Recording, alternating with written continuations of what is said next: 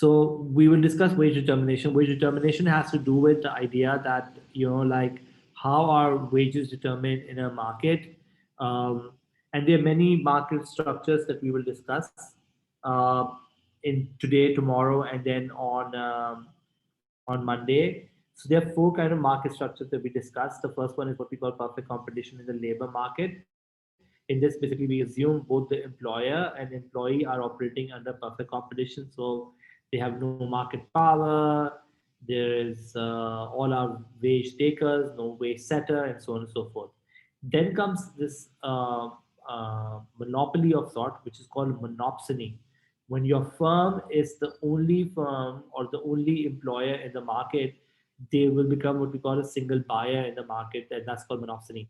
And so many employees, they work for a single employer or monopoly of an employer, which is called monopsony. And then we do another kind of a monopoly where you have the single buyer up against single seller.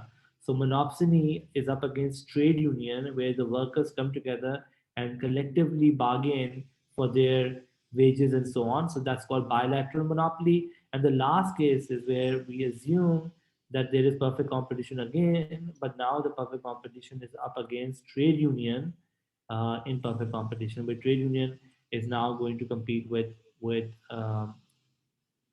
perfectly competitive labor market. Okay, perfectly competitive employers.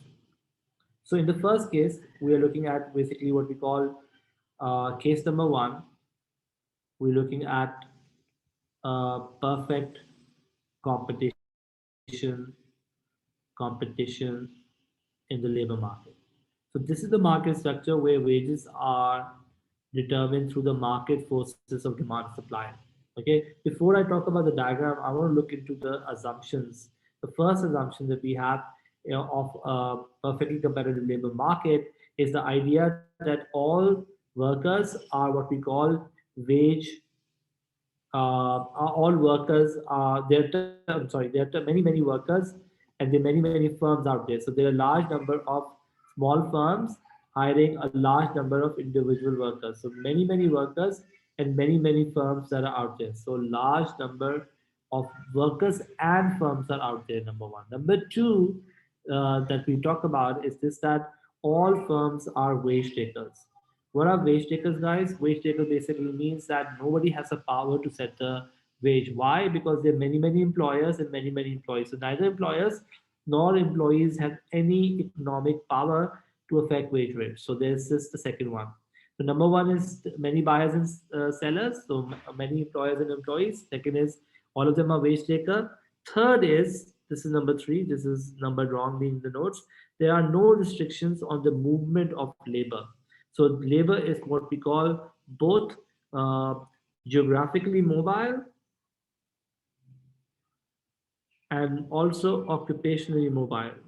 So I can go to another one, from one occupation to another without much problem, and I can also go from one region to another without much problem. This seems like unrealistic because it's not that easy to move from one, but this is perfect competition. We're assuming a very strict case, and that's why we're assuming such um, kind of unrealistic assumption.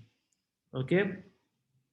Number four, guys, is this, that there is uh, there is perfect knowledge as well. So there is perfect knowledge in the market, which basically means that workers know exactly what the working conditions are. Employers know exactly what to pay, what to expect, and all of the worker and employers are aware of the conditions of employment. Okay, so neither the employer will be paying less than the market wage rate to employee, nor the employee will accept any wage rate other than the market wage rate. Are we good?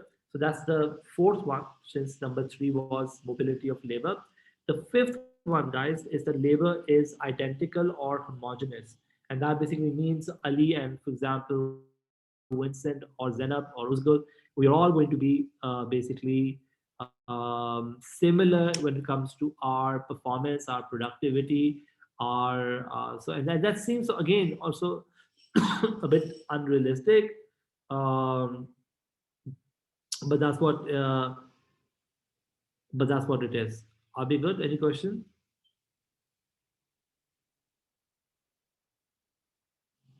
Any questions, guys?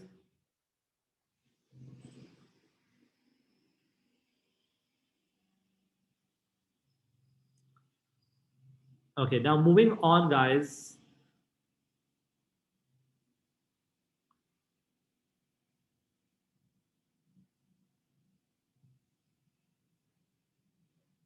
Moving on, guys. Let's see this in terms of a diagram now. Let's move on to see the diagram of this. So we're going to make three diagrams.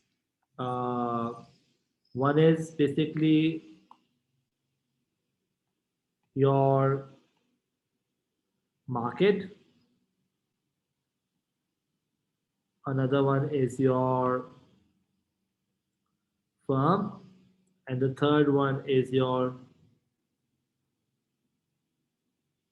employee. Okay, so or I should say individual firm and individual worker.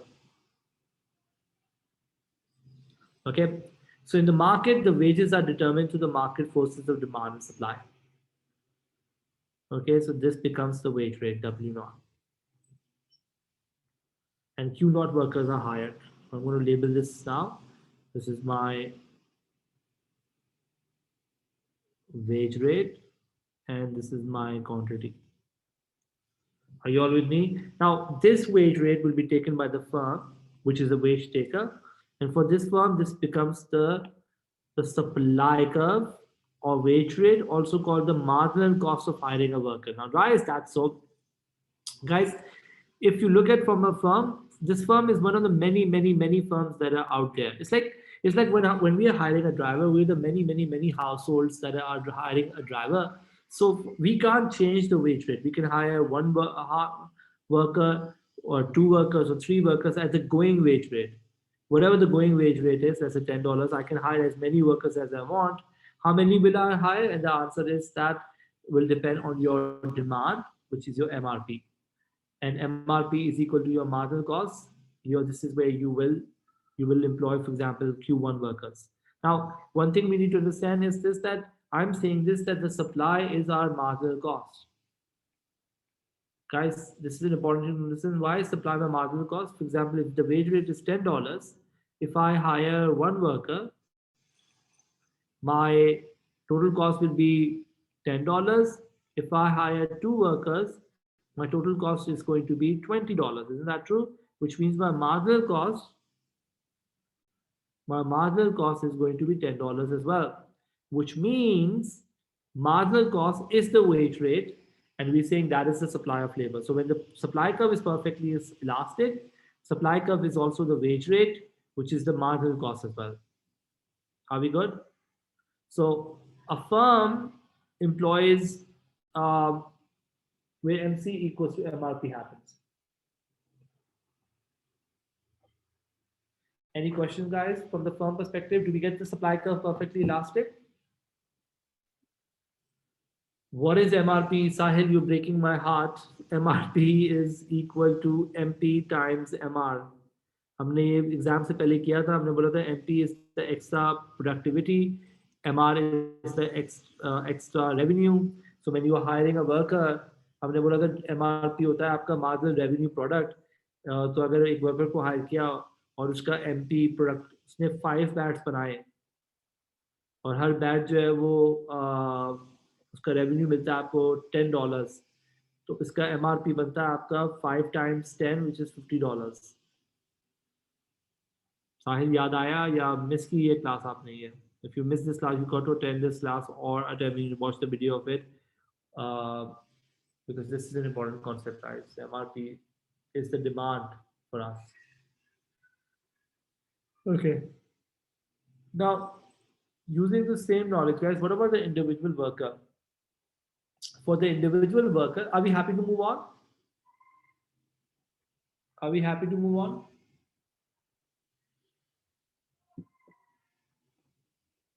Okay, now for the individual worker, guys, this wage rate is what is the demand for him. People are demanding him, let's say from a driver perspective, people are demanding him at the going wage rate. Okay, So they're demanding, for example, at $10, whatever the wage rate. So they're demanding at $10. So this is the going wage rate, which is what people are demanding. The supply, on the other hand, is upward sloping. Supply for labor is upward sloping, which is the wage rate, market going wage rate.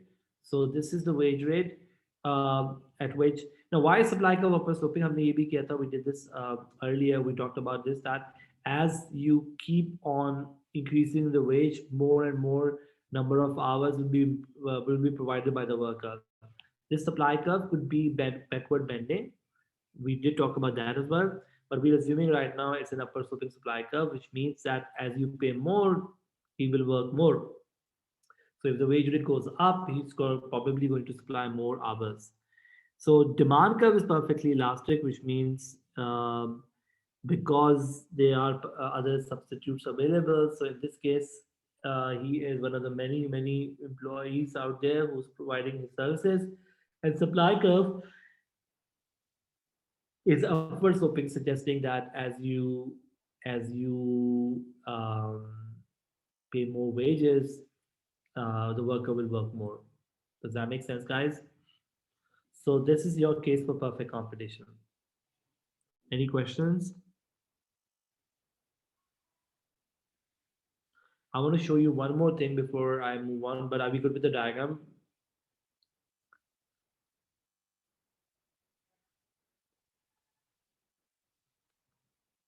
Okay.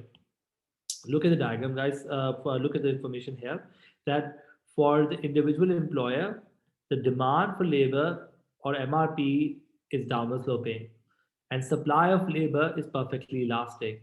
Why? Because the firm can hire any number of workers at the going wage rate. So it's a perfectly elastic supply curve, which means as many as you want, you can employ, but at the going wage rate. For the individual workers, demand for labor is perfectly elastic. Why? Because he can work as many hours as he wants. Because, like at the going wage rate, he can work as many hours as he wants. But how many hours will he work? And the idea is that depends on supply, which is upward sloping, uh, which basically means as you increase the wages, he's going to supply more number of hours. Okay, so that's your first case where the labor is perfectly homogeneous and is determined through market forces of demand and supply. ठीक है बच्चों, let's move on to the next case, which is what we call monopsony. Do you have any questions before we move on to the next case? Arwa or Sefula, Vincent, Masuma, anyone? Sahil? Okay. The next case, guys, is of monopsony. Monopsony का case थोड़ा सा complicated होता है, but not that complicated. But in a monopsony, basically what happens is now you are a single buyer in the market. And when you're a single buyer in the market, people work for you. You are the only firm in the market. Okay? So we're assuming case number 2, which is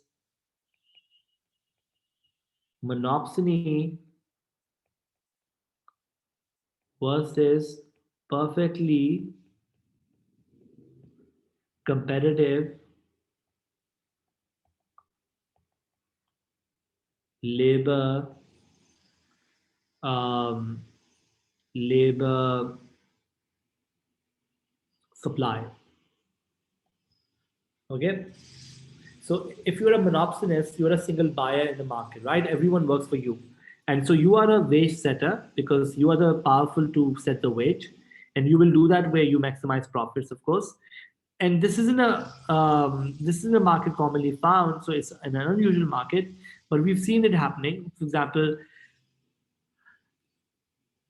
there was a time when Pakistan Steel was the only steel producer in the country. So everyone who wanted to work for the steel industry had to work for Pakistan Steel. So this could be possible, that this scenario can be possible where the firm is the only producer and therefore uh, they are the only employer in the market as well. Now, there's a little bit of a issue here, because if you remember from our diagram of the industry, right? The industry, if you look at the market diagram, and we remember this, that demand is downward sloping right?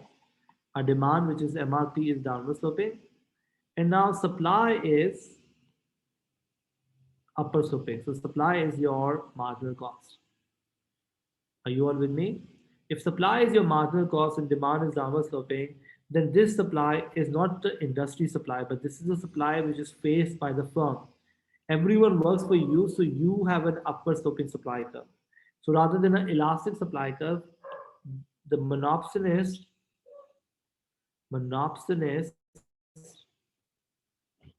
faces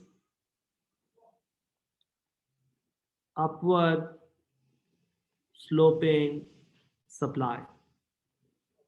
If the supply curve is upward sloping, guys, an important thing to understand, if the supply curve is upward sloping, I'm sorry, I should not write a marginal cost. Supply curve is upward sloping. What will be the marginal cost? Supply curve is your wage rate. And that's what I want to talk about now. An important point to understand that when your supply curve is upward sloping, basically this means that if you want to attract more workers in the industry, you have to pay them more. So, for example, if you were hiring two workers, right, and you were paying each worker $10, what's your total cost of hiring? That would be $10 times two or $20. But what if I want to have like three workers to work for me? Now, in order to hire three workers, I'm attracting one more worker in the industry, which means I have to, in order to attract three workers, I have to I have to pay more to all the workers, and therefore you are attracting another worker to the industry by paying him more, let's say $15. But as a result of that, the total cost is not 15 increasing by 15. The total cost will be 15 times 3, which is equal to 45. If I asked you guys what's the marginal cost of this, guys, what's the marginal cost of this? 45 minus 25. Why is my marginal cost 25? Can somebody explain me why is my marginal cost 25 and not 15?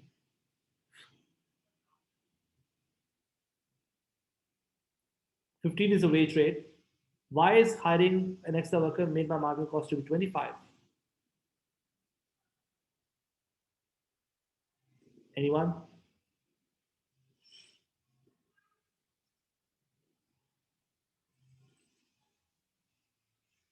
Very good, Sahil. Because so the first worker को आपने 5 extra दिया, second worker को भी आपने 5 extra दिया, and the third worker, so first worker was paid 5 extra, second worker was paid 5 extra, third worker was paid 15, and that is why my marginal cost is 25. You get it? So 5 increased bump of wage for both the first and the second worker, and the third one got 15, which is why the overall marginal cost was more. In other words, my marginal cost diagram is going to be like this now. So when the supply curve is upward sloping, marginal cost is above it. Why? Because in order to hire extra, you have to pay more. Do you get it? So if you want to hire extra, you have to pay more, and that's why marginal cost is higher. Does that make sense, guys? Give me 1 minute. Sorry, guys. So do we get the idea? So now using this knowledge, I'm going to put my diagram is going to be such that my marginal cost is going to be above my supply curve. So this is where the diagram will be slightly different, because in a perfectly competitive market, firm ka jo diagram tha, supply curve was also marginal cost. But here, your supply curve is upward sloping, and that's why the marginal cost is above the supply curve. Are we happy with this, guys? Are we okay with this diagram? Makes sense now. If this market, if this whole market was perfect competition, guys, where will we get our equilibrium? If this whole market was perfect competition, where will we get our equilibrium? Anyone? What will be the equilibrium point if this market was not monopsony but perfectly competitive? Any guesses, guys?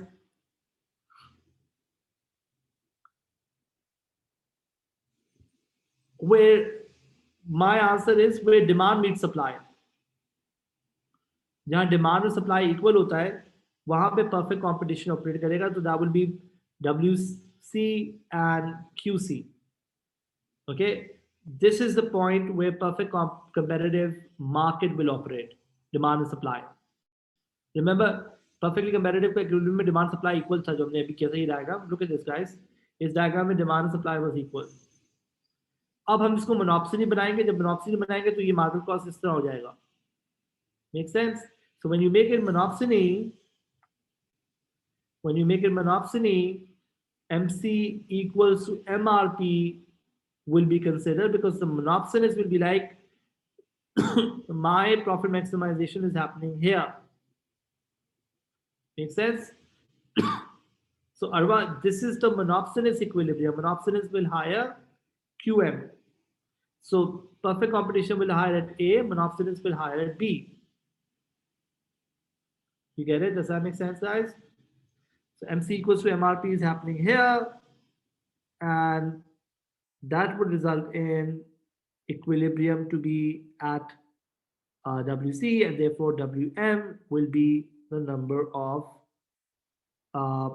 WM will be the wage rate. Now, why is the wage rate coming from the supply curve? It's just like perfect just monopoly में याद होगा diagram, अगर आपको demand curve downward sloping है तो MR नीचे होता है.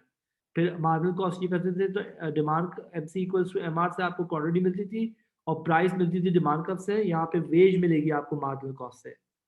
The wage will come from not from the marginal cost but supply curve. Make sense, guys?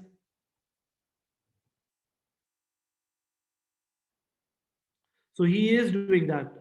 Saifullah, ye dekho. Perfect competition would have paid you WC and hired QC workers. Isn't that true? Monopsonist करता है क्या है, ना सिर्फ आपको कम higher करता है, कम लोगों को हायर करता है अपना काम निकलवाने के लिए. If to get his work done, he's not only going to employ less workers but also going to pay them less. Make sense? So the monopsonist is going to hire less workers and pays less than perfectly competitive market. Make sense, guys? At point B, MC equals to MRP. MC equals to MRP is happening at point B. Okay, this is the monopsonist equilibrium. But wage कहाँ से मिलेगी? Wage मिलेगी supply curve से. Wage ऊपर से नहीं आती. Supply curve is your wage rate. Supply curve tell us what these guys will be willing to accept. Okay, so MC equals to MRP is profit maximization यहाँ पे हो रही है. Perfect competition जहाँ demand supply meet करता है वो यहाँ पे हो रहा है. So perfect competition के मुकाबले में ना सिर्फ कम पैसे देगा, he is going to exploit you in terms of wages and also employ less workers.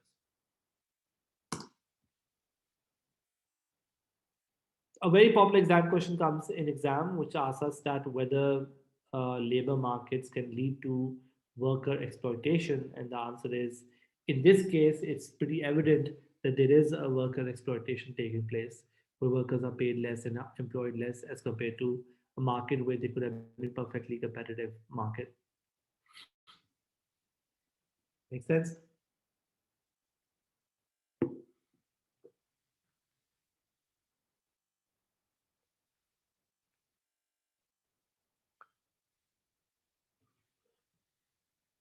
Are we good?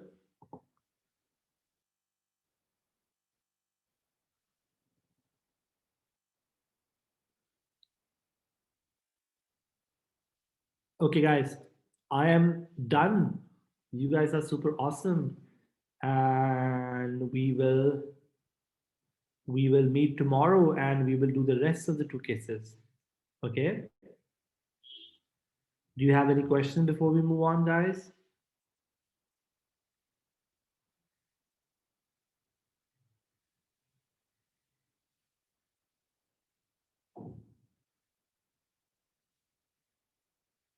No. I will come up with a test and I will announce it. We'll try to sort of target it for the weekend. And it's going to be a smaller topic also. So I will tell you well in advance that. Give me, Sahil, probably few days. Yes, so रसा what I'm doing is कि वो revision challenge के साथ साथ ना मैं class के videos लगा रहा हूँ फॉर ऑल दोस टॉपिक्स जो हमने मिस किए हैं। हमने नॉर्मली जो जो टॉपिक मिस किए हैं उसकी रिकॉर्डिंग जो है वो मेरी क्लास रिकॉर्डिंग्स में लगा रहा हूँ। ठीक है, okay Raza, guys, thank you very much. Yeah, on YouTube. I'm putting them on YouTube.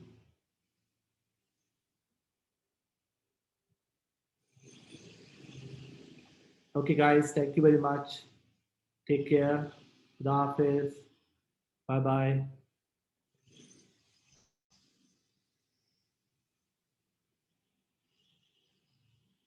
Sahil, yes, you have a question?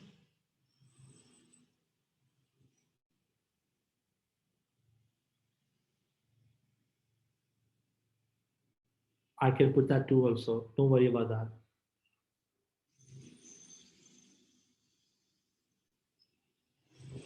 Bye bye, guys.